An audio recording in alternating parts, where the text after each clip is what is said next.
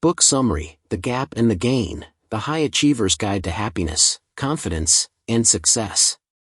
The Gap and the Gain is a guide to finding happiness and fulfillment inside yourself, instead of constantly hunting for external affirmation. By learning to define your own standards of success, and by measuring your achievement backward, you'll appreciate how much progress you've actually made, and experience renewed motivation in every area of your life. Who is it for? Undermotivated entrepreneurs. Successful but unfulfilled business people. Persistent ruminators who want to learn how to think positively. Learn to stop chasing success and relish your achievements. When Thomas Jefferson wrote the American Declaration of Independence in 1776, he decreed that all Americans have the right to the pursuit of happiness. This wording suggested that happiness is something external to ourselves, something you have to chase after. And that's how most people see it to this day. Perhaps you think happiness will come with that promotion, or that increased wage, or, perhaps, when you have your perfect family. But your goalposts keep moving, and those achievements never really bring you what you seek. People's mindsets are all wrong here. Happiness isn't something to be pursued. It's something you can choose to have right now, no matter what your life is like. These summaries show you how to do just that. In these summaries, you'll learn how to wake up refreshed and ready to tackle a new day, why positive thinking can make you live longer, and how to transform a difficult experience into an opportunity for growth. Take ownership of your own happiness. Dan Jansen is one of the best speed skaters in the world. In 1984, when he was just 16, he took part in the Winter Olympics and nearly won a medal. Nearly, but not quite. For 10 long years after that, he was plagued by bad luck. Despite his brilliance, a gold medal at the Olympics continued to elude him. In 1994, Jansen thought he'd give it one final go in Lillehammer, Norway, but he performed poorly in what were usually his strongest races. Soon, there was only one race left, the 1,000-meter sprint. Jansen knew his chances of winning were very slim. But instead of feeling sad about another looming defeat, he brought a different mindset to this event. As he took up his position at the starting line, he thought of everything he'd gained during his career, the coaches who generously mentored him, the places he'd seen, the enormous satisfaction he got from skating. The key message here is, take ownership of your own happiness. Jansen decided that he'd dedicate his last race to expressing his gratitude to the world of speed skating. This was to be his goodbye to a long and fulfilling career. So he raced with a beaming smile on his face. And this turned out to be his career's best run. Jansen won the race, and broke a world record in the process. His positive thoughts brought about a positive result. Many high achievers struggle to adopt this way of thinking.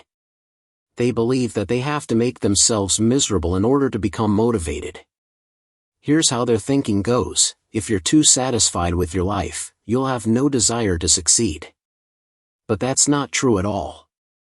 In fact, numerous studies have shown that when you're in a positive frame of mind, you actually perform better. You have more confidence, you think more creatively, you become better at adapting to changing circumstances. When you're feeling stressed and negative, on the other hand, you go into survival mode. This kills off any creative, lateral thinking.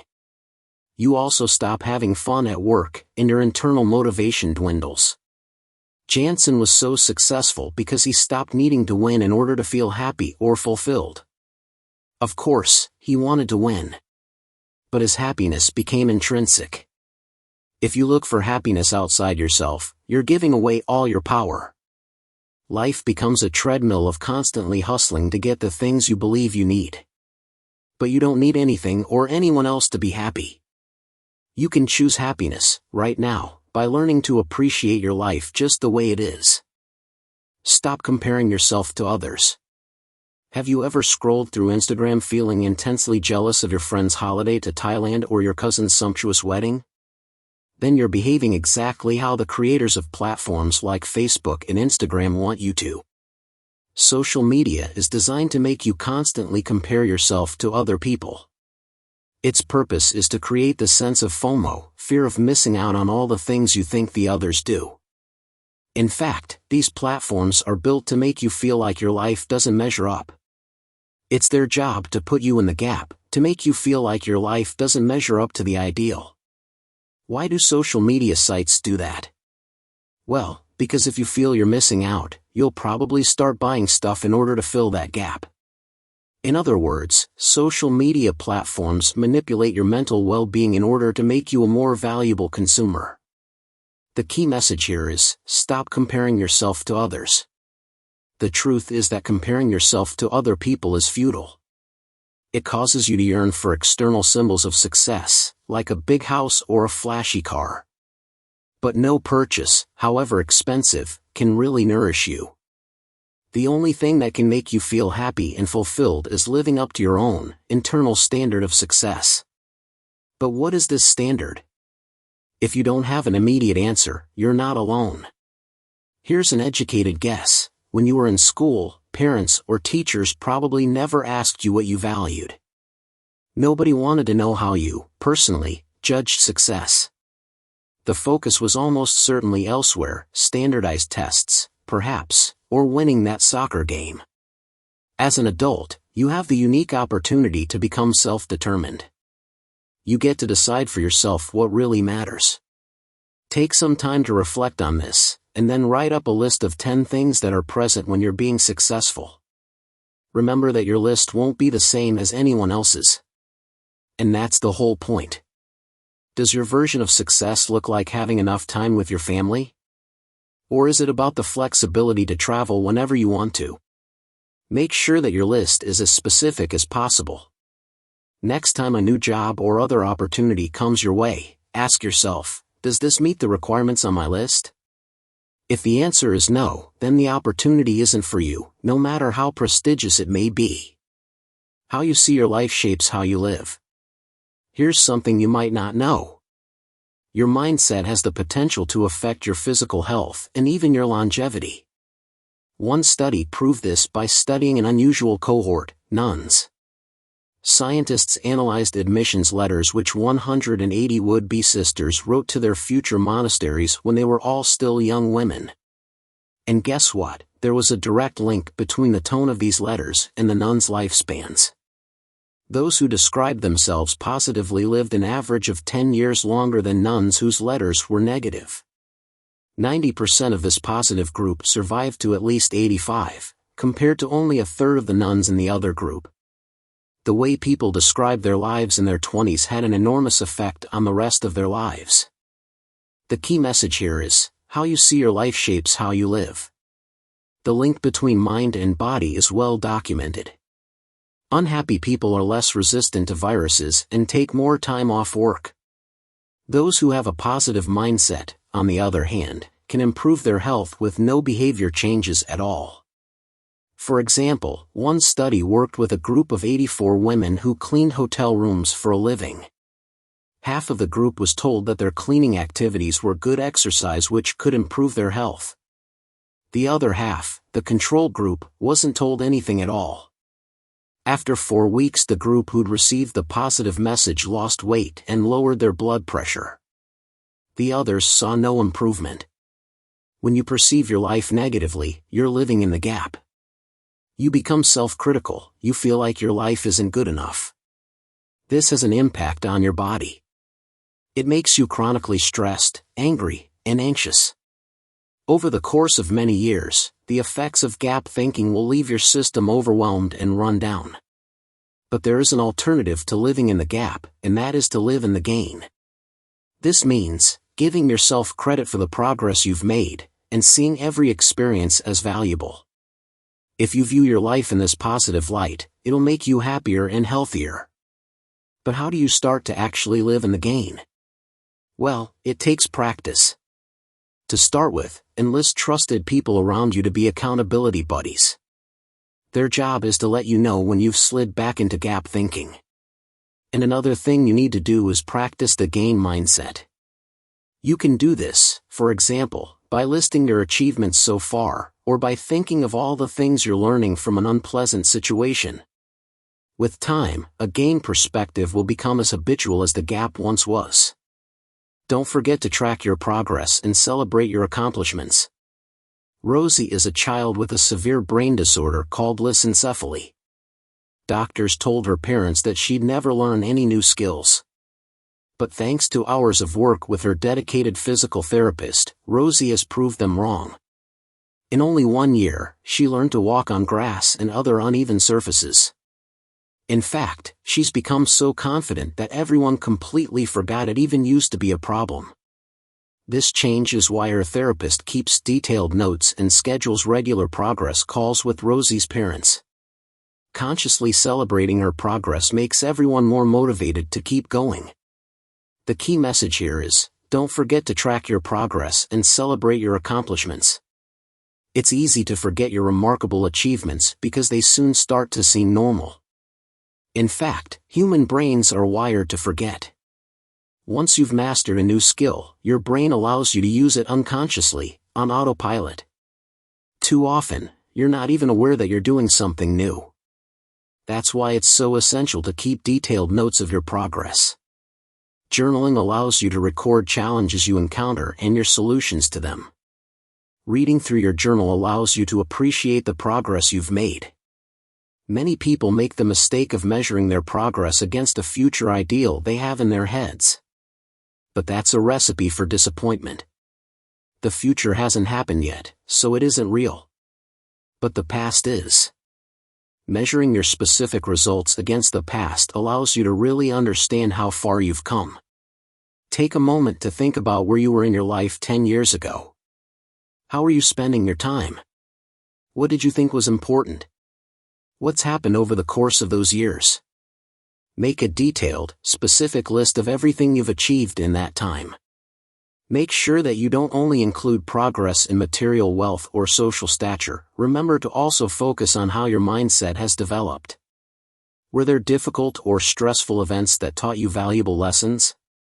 What were those lessons? Now repeat the exercise, examining the gains you've made in the last 3 years, and even the last 90 days. Doing this exercise consciously will fire you up with confidence and motivation. It'll also give you a clearer sense of where you want to go. Use the last hour of the day to celebrate your wins and plan for future achievements. You might not know this, but the hour before you go to bed is one of the most important of your whole day.